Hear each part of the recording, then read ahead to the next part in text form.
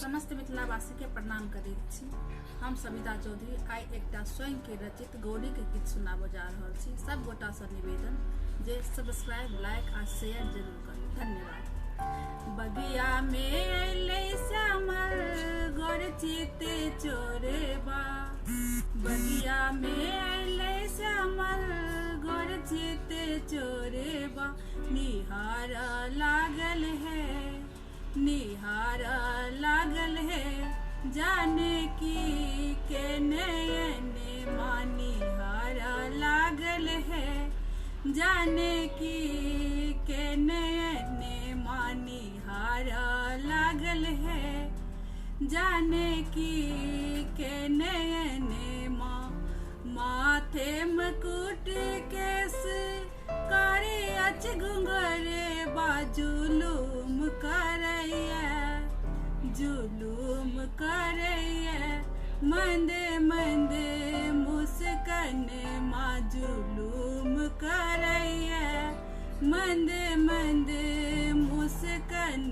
माँ जुलूम करैया, मंदे मंदे मुस्कन माँ सुबुद्धि सयानी सिया हारेली धीरज हृदय में लगलन, हृदय में लगलन, प्रेमक राम जी के बने माँ हृदय में लगलन, प्रेमक राम जी के बने माँ हृदय में लगलन, प्रेमक राम जी के बने माँ।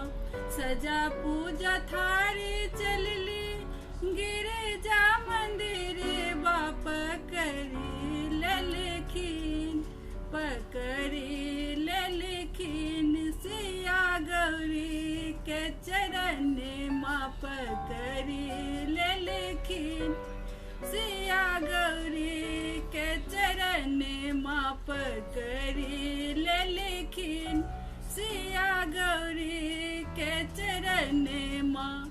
आरती उतारी सुनब दिन अरज माँ बर दिया है, माँ बर दिया है, श्री राम सलोन मामा बर दिया है, श्री राम सलोन माँ बर दिया है, श्री राम सलोन माँ। धन्यवाद।